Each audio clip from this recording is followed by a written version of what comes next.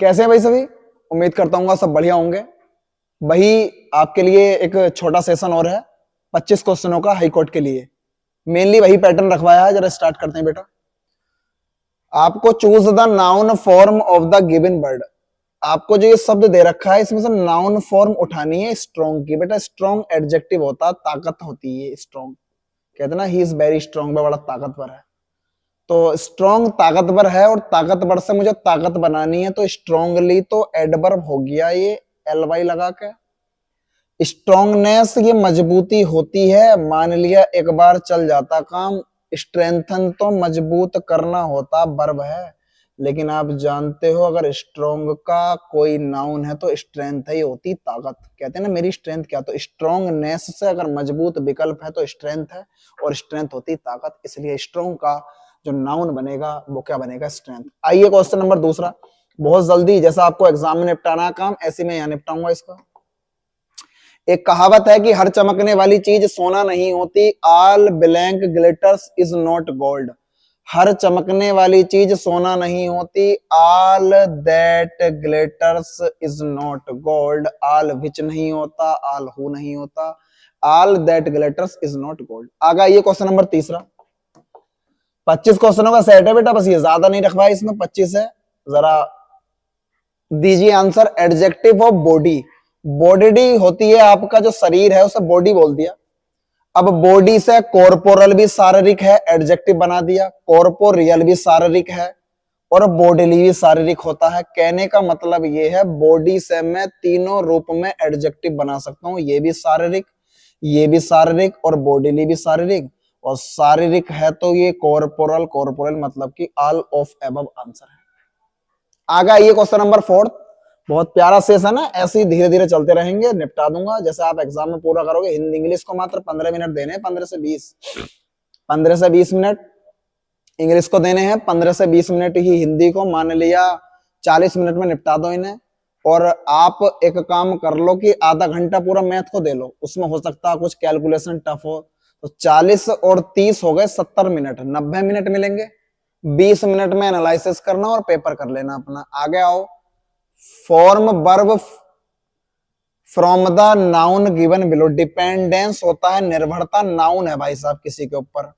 अगर मैं इसकी वर्ब फॉर्म बनाऊं डिपेंडिंग, ये मैंने प्रेजेंट पार्टिसिपल बना दिया, एडजेक्टिव का काम करेगा।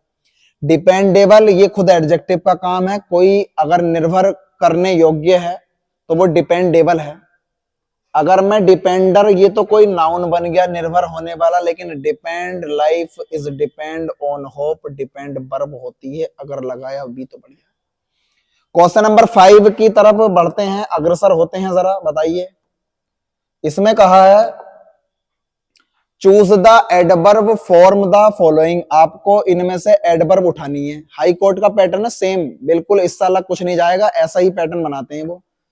आपको एडवर्ब उठानी है तो बेटा वॉक तो वर्ब होती है टहलना, गुड होता है अच्छा एडजेक्टिव। अब लड़ाई चलनी है दो में भाई साहब, फास्ट एडजेक्टिव एडवर्ब दोनों होता।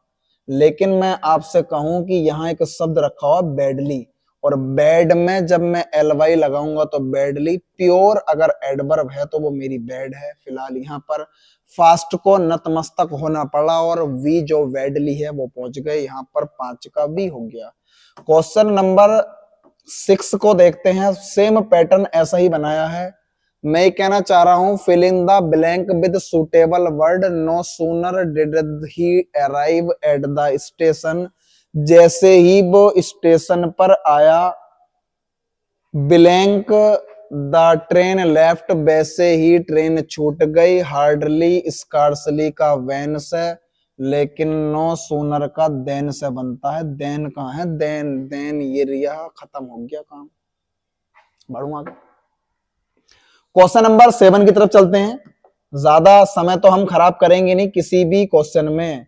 जरा लगाइए, fill the correct preposition in the following sentence. I prefer.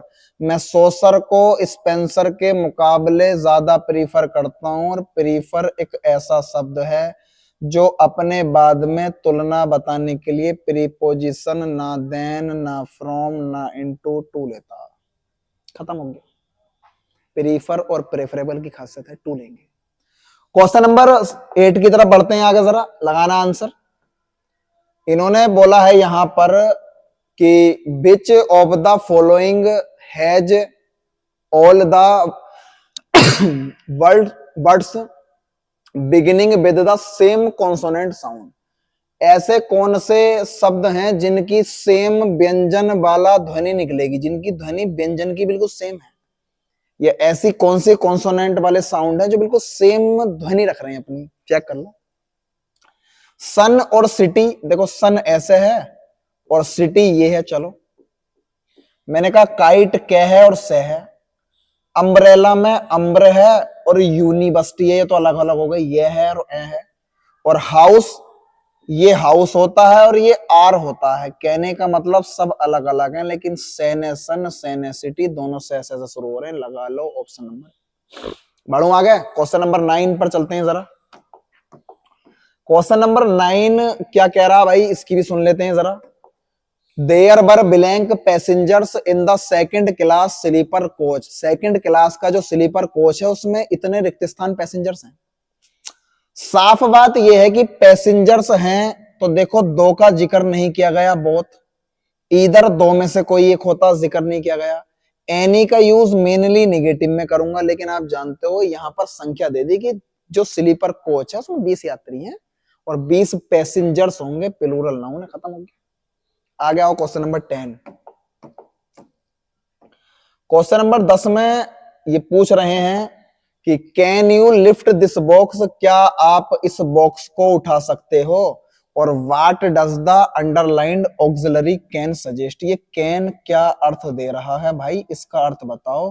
क्योंकि कैन आप जानते हो क्षमता हो, किसी की ताकत हो या किसी की योग्यता हो। अगर मुझे इन तीनों में से एक भी देखनी है तो मॉडल कैन का यूज किया जाता है। अब मैंने कहा तुम इस बॉक्स को उठा सकते हो, उठाने के लिए योग्यता तो पढ़ने लिखने के लिए जरूरत पड़ती है, लेकिन आप जानते हो कैपेसिटी होती है क्षमता। ईंट उठाना, पत्थर उठाना, डिब्बा उठाना, कैपेसिटी इज करेक्ट आंसर। 10 का ए लगाया तो बढ़िया है।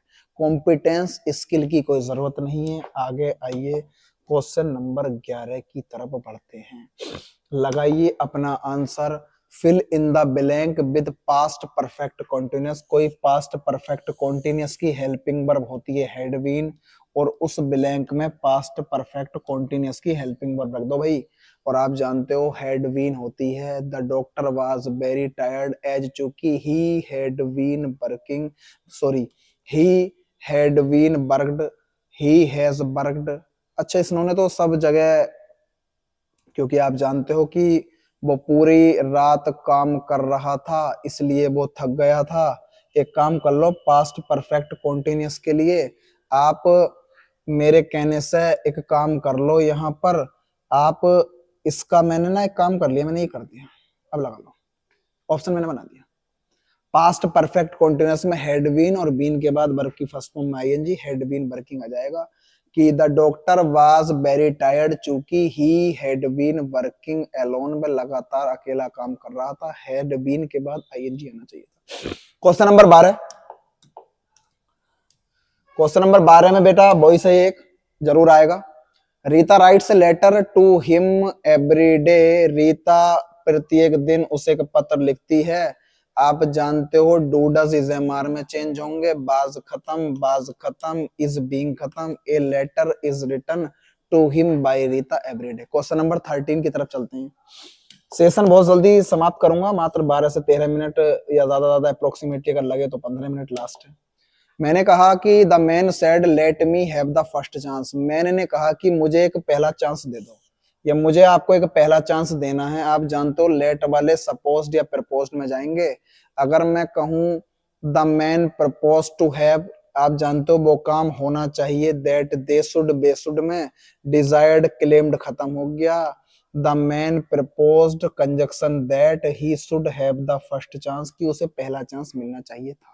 अगर आपने लगाया है ऑप्शन नंबर ए तो बढ़िया, इसके अलावा आंसर नहीं है। क्वेश्चन नंबर 14 जल्दी निपटाते हैं सेशन को। 14 में आप लगा सकते हो कि this is not the first time, ये पहला समय नहीं है।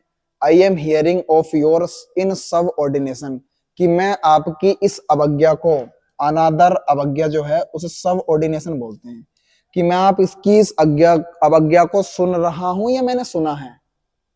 अरे सुन रहा हूं या सुना है, साफ बात ये है, ये कह रहे हैं ये पहला समय नहीं है। This is not the first time I am hearing of, मैं सुन रहा हूं या मैंने सुना है, आप कर दोगे आई हियर्ड। ये पहला समय नहीं है, आई हियर जो मैंने सुना है, ऑफ योर सब ऑर्डिनेशन, तुम्हारी जो अवज्ञा है ये पहली बार नहीं है जो मैं तुम्हारी अवज्ञा सुनता हूं। कहने का मतलब ये है कि हर बार होता रहता है कि तुम्हारी आज्ञा का उल्टा किया जाता है। हियरिंग को काटकर आप हियर कर सकते हो कि this is not the first time, ये पहली बार नहीं है। I hear of your subordination, कि मैं तुम्हारी अवज्ञा को सुनता हूं।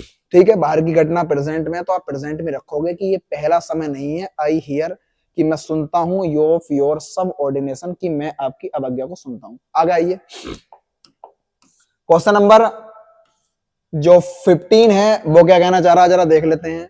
Point out the figure of speech use in the following sentence. आपको फिगर ऑफ स्पीच का मतलब है अलंकार। आपको अलंकार बताना बेटा, अलंकार कौन सा है। मैंने कहा था कि जब दो ऐसे समान नाउन की तुलना की जाती है जिसमें एक दूसरे के समान गुण हो, तो जिस नाउन से तुलना की जाती है उस नाउन से पहले डेफिनेट आर्टिकल दा का लगना जरूरी है। और इस अलंकार को मैं मेटाफर बोलता हूं। और मेटाफर जो होता है वो मेरा क्या होता है, रूपक अलंकार होता है, जब मैं एक को दूसरे के रूप में ढाल देता हूं, मेटाफर।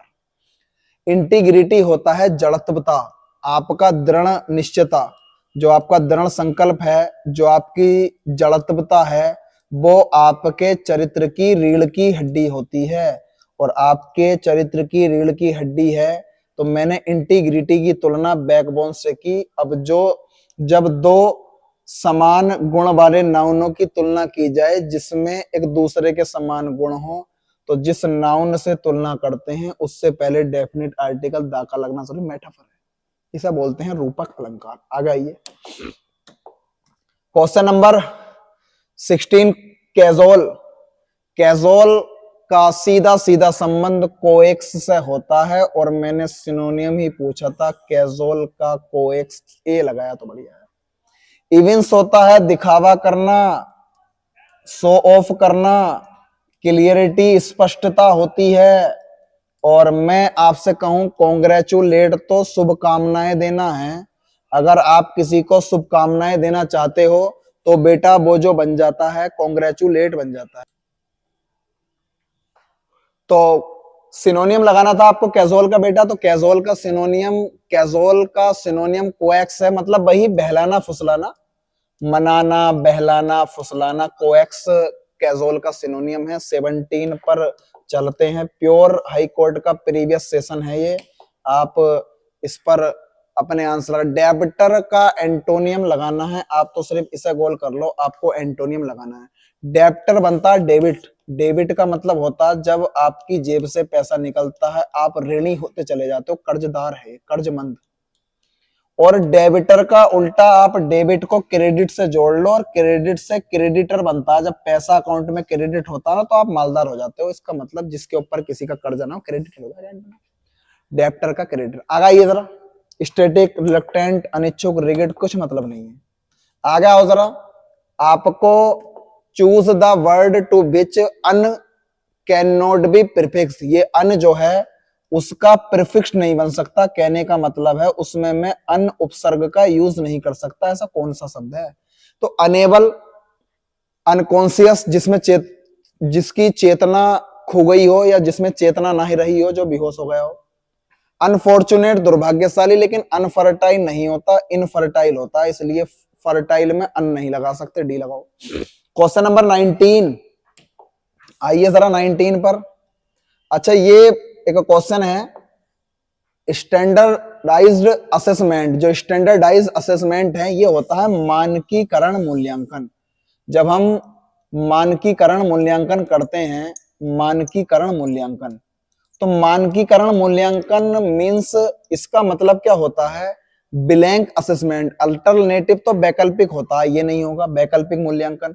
फॉर्मेटिव औपचारिक नहीं करेंगे, फ्रीक्वेंट कभी नहीं करेंगे। जब हम किसी का आप मानकीकरण मूल्यांकन करते हो, मान लिया कोई स्टूडेंट ऐसा है, आप उसके बारे में एनालाइज कर रहे हो, तो हम उसकी जो बेसिक चीजें हैं वो चेक करेंगे, और बेसिक चीजों को चेक करने के बाद ही हम उसका सम्मेटिव मूल्यांकन करते हैं, जिसे आप कह सकते हो अभियोग्यात्मक मूल्यांकन। इसे अभियोग्यात्मक मूल्यांकन बोल दूंगा। जब आप बाद में मानकीकरण मूल्यांकन करने के बाद जब आप उसका सम्मेटिव मूल्यांकन करते हो, कहने का मतलब जब आपने मानकीकरण मूल्यांकन कर लिया है उसके बाद आप उसका अभियोग्यात्मक मूल्यांकन करोगे, उसका मतलब ही यह है कि आपको पता चल जाएगा कि उस व्यक्ति में क्या खास विशेषता है। 19 का सी हो गया। 20 पर आइए जरा। 20 क्वेश्चन क्या कहता है आपको? अच्छा 20 में तो ये कुछ अच्छा इसमें करेक्ट स्पेलिंग तो सारी हैं ये, चलो सिखा देते हैं। चारों शब्द आ गए तो इसमें कुछ कहना तो और चाह रहा था, करेक्ट स्पेलिंग की बात नहीं है। बियर होता है सहन करना, आप जब किसी को सहन करते हो, बर्दाश्त करते हो। जन्म देना, बियर भालू भी है, जन्म देना, सहन करना, ये सब बियर है बेटा। ये बेयर होता है विदाउट क्लोज, नग्न अवस्था में कोई है तो विदाउट क्लोज बेयर है। बियर होती है वही वाइन विस्की जो अल्कोहल ड्रिंक होती है पीने की, और ये बायर होता ताबूत। जब आदमी चार आदमी एक व्यक्ति को, इसे हियर्स भी बोलते हैं, हियर्स ये भी होता है एक तरह का जनाजा या ताबूत। जब 4 व्यक्ति किसी एक व्यक्ति को कंधे पर रखकर लेकर जाते हैं, बायर। सारे शब्दों का मीनिंग बता दिया, कुछ क्वेश्चन अलग रखवाया था लेकिन कोई नहीं, आपको मतलब था आंसर से। फिलहाल 21 पर चलते हैं। देखो 21 में एक क्लॉस, ये पूरे कंप्रीहेंशन है। आप एक काम करो, नजर मार लो, मैं इसका आंसर सीधे लगवाऊंगा आपसे, आप आराम से इसमें नजर मार सकते हो, आराम से पढ़ लो। आपको मैं 10 सेकंड या 15 सेकंड का समय दे रहा हूं, मैं भी बैठ जाता हूं लो इधर। In Tamil Nadu the campaign against Hindi is over 7 decades old. Genesis of campaign अभियान की बात है, traced to opposition spearheaded by E V रामनसे, also called Periyar, to the decision of the C. Rajagopalachari cabinet in August 1937 to make Hindi को compulsory बनाने के लिए secondary school में, ये वाली बात है। एट दैट टाइम राजगोपालाचारी, या कह सकते हो राजा जी नहीं कहते थे, none was premier of Madras के गांधी के नाम से। दिस वाज डन, ये जब हुआ था 125 स्कूल में। The premier described Hindi as chutney on the leaf, जो हिंदी को ऐसे यूज करते थे कि जैसे पत्ते पर चटनी होती है, यूज करा। इसका मतलब है टेस्ट और लीव इट अलोन, इसे टेस्ट करो और छोड़ दो, ये कहना चाह रहे हैं। Even though he had remained unmoved till he quit office in October 1939, the British government in February 1940 made Hindi the second round of anti-Hindu protest erupted in 1965 in the light of reports that Hindi would replace English as the official language. This triggered strong reactions. The DMK, then an emerging party थी, वहां की DMK उभरती हुई party, use the crisis, जो विपत्ति थी वहां पर यूज हुआ, in a deft way, and the 1965 agitation was one of the important factors that helped the party capture power 2 years later. At different points of time, leaders starting from Jawaharlal Nehru in the mid 1950 के बीच में, have assured, उन्होंने लोगों को आश्वासन दिया तमिलनाडु के, there would be no imposition of Hindi. एक answer आने वाला है कि हिंदी का कोई स्थान नहीं ले सकता, हिंदी का स्थान परिवर्तन नहीं होगा। इम्पोजिशन का मतलब है उसे पोजीशन से नहीं हटा सकते। पहला क्वेश्चन का आंसर लगाओ, who made Hindi compulsory in secondary school. Secondary स्कूलों में जितने भी माध्यमिक विद्यालय हैं, इनमें हिंदी को कंपलसरी बनाने का काम जिनके बारे में बात चल रही थी, राजगोपालाचारी, जिसे हम राजा जी भी कहते थे। इसी लगा क्वेश्चन नंबर 22 पढ़ो, बड़ा आसान है, आप दे सकते हो, पूरा आपके पास ये कंप्रीहेंशन है। In year 1965 anti Hindi protest erupted. ये वाली बात कहां चल रही थी भाई साहब? तमिलनाडु में चल रही थी, तो फिर खत्म हो गया। तमिलनाडु दे रखा, देखो, have assured people of Tamil Nadu. पढ़ो और आंसर लगाओ सीधा, इसमें तो ज्यादा समय खराब करना ही नहीं है। पढ़ो और आंसर लगाओ अपने, बताओ कौन दे रहा आंसर इसका। Rajmohan has written biography. Rajmohan किसकी बायोग्राफी लिख चुके थे? इन्होंने जो बायोग्राफी लिखी थी वो सी राजगोपालाचारी की लिखी थी, चक्रवर्ती राजगोपालाचारी, ना तो जवाहरलाल नेहरू की, ना एम करुंदनी की। आगे चलिए, आपके सामने पूरा है, जरा बताओ। मैंने कहा Jawaharlal Nehru was against the imposition of, करवाया था अंडरलाइन कि जवाहरलाल नेहरू की बात चली। जवाहरलाल नेहरू इन द 1950 के मिड में have assured people of Tamil Nadu there would be no imposition of Hindi. किस भाषा को स्थान से नहीं हटाया जाएगा? हिंदी को लगा लो, नो इम्पोजिशन ऑफ हिंदी। और 25 तो और भी आसान है। 25 में ये बोल रहा है कि ब्रिटिश जो गवर्नमेंट है, जो ब्रिटिश की सरकार है, मेड हिंदी। अब हिंदी को उन्होंने मैंडेटरी बना दिया? नहीं। बाइंडिंग बना दिया, बंधन वाली? नहीं। कंपलसरी बनाया? नहीं। उन्होंने ऑप्शनल, मतलब वैकल्पिक भाषा के रूप में बनाया था। फिलहाल बढ़िया कंप्रीहेंशन थी, कोई ज्यादा हार्ड नहीं थी। मेरा उद्देश्य यही है कि आप एग्जाम को हिट करो, अपने एग्जाम को टारगेट करो। ज्यादा समय खराब मैं भी नहीं करूंगा आपका, और आपको भी ज्यादा समय खराब करने की किसी भी अदर सब्जेक्ट में जरूरत नहीं है। यकीन मानना, आप सेशन पढ़ रहे हो तो ज्यादा बड़ी बात नहीं कह रहा, आप 20+ कर सकते हो। और जो एसएससी वाला कोई भी बच्चा, स्टूडेंट है मेरा या अदर कोई भी, वो 23 तक आराम से खेल देता, क्योंकि चीजें इतनी हार्ड नहीं आती। लेकिन आप हाई कोर्ट वाले हो, आप पहले से इंग्लिश नहीं पढ़े हो, तो आप 20 के अप्रोक्सीमेटली भी पहुंच गए तो आपका उद्धार हो जाएगा, और सब्जेक्ट आपके सब बढ़ेंगे। फिलहाल बाकी बातें अगले सेशन में करेंगे। लगातार आप वीडियो आती रहेंगी। 2 दिन की क्लास में 150 की क्लास में 150 एक बार तकरीबन 300 क्वेश्चनों में पूरा मैं भंडारा सा लगा दूंगा। हो सकेगा भगवान के उससे इंशाल्लाह कि आपका उसमें से फंस जाए। ठीक है, नमस्कार, धन्यवाद। बाकी बातें बाद में करते हैं।